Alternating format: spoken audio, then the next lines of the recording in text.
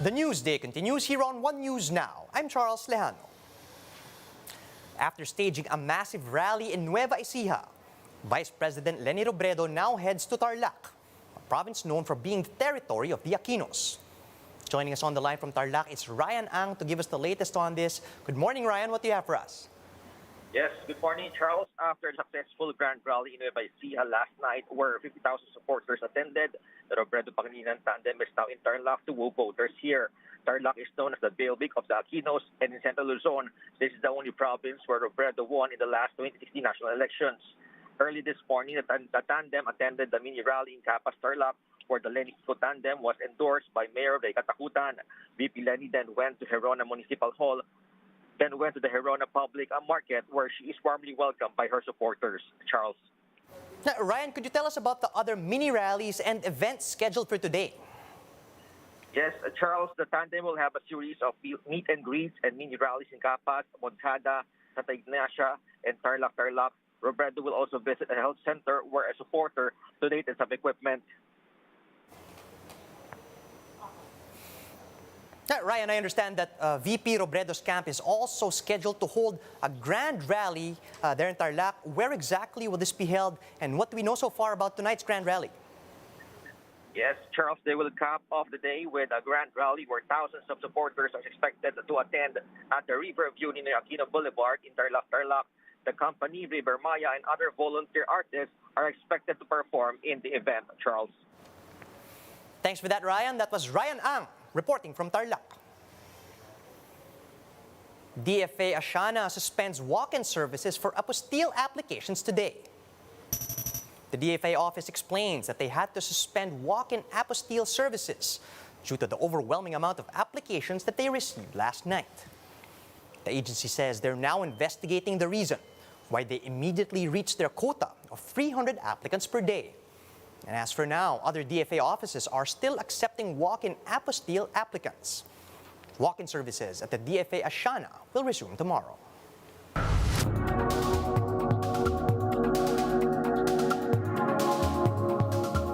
Ukrainian President Volodymyr Zelensky warns of a possible world food crisis due to the Russian invasion. Zelensky says grain exports have been disrupted, signaling a possible famine in various countries, with Ukraine exporting corn, vegetable oil, and wheat, among other products. Україна завжди була одним з найбільших експортерів продовольства. Але як ми можемо сіяти під ударами російської артилерії? Як ми можемо сіяти, коли ворог свідомо мінує поля, знищує бази з пальним? Ми не знаємо, який врожай у нас буде і чи зможемо ми експортувати, коли заблоковані. Zelensky also called on Pope Francis to mediate in the conflict, saying more pressure and more sanctions are needed to get Russia to retreat from Ukraine. Це ж вторгнення не зупиняється вже 27 днів, майже місяць. Отже, потрібно ще більше санкцій, ще більше тиску, щоб Росія шукала не військові резерви чи найманців десь у Лівії або Сирії, щоб Росія шукала мир. We'll be back with more stories after a quick break. Keep it here on One News.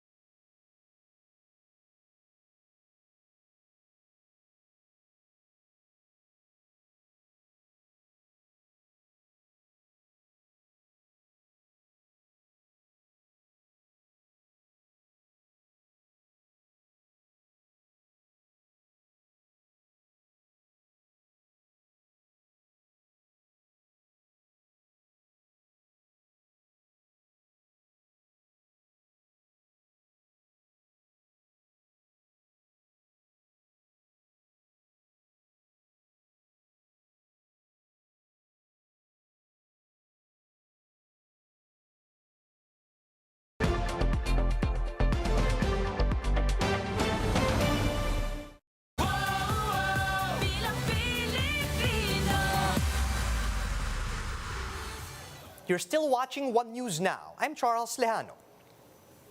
Former Senator Bongbong Marcos is now in Quezon Province, where he is expected to join another grand rally this afternoon. To give us the latest, Marian Enriquez joins us on the line. She's reporting straight from Chaong in Quezon. Good morning, Maan. Tell us what you're seeing. Yes, Charles, both presidential candidate Bongbong Marcos and running mate Mayor Sara Duterte are currently here in Quezon Province. The unit team just finished their mini rally here in Chaong, and we're now on our way to Candelaria for their caravan. Earlier today, the BBM Sara unit team was welcomed by Quezon Governor Danilo Suarez, who is also a Lakas PMD stalwart and had expressed support for the unit team since last year. Charles? Maan, which of the unit team's senatoriables are with Marcos Jr. there today?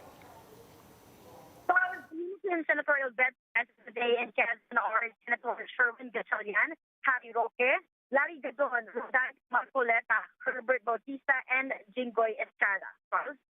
Right, man, do we know how many people are expected to attend the unit team's grand rally at the Quezon Convention Center in Lucena City this afternoon?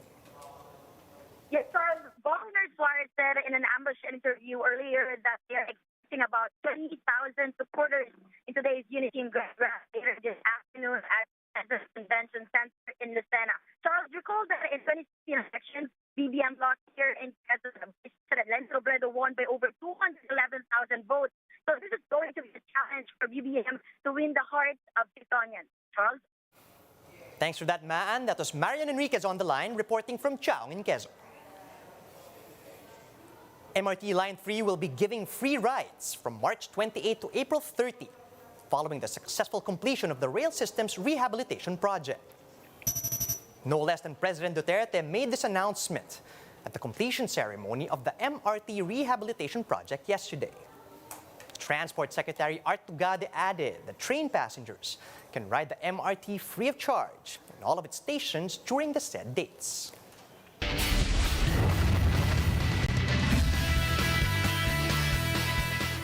In the Premier Volleyball League, the winning streak continues for Signal HD Spikers as they take down the Titans of Choco Mucho.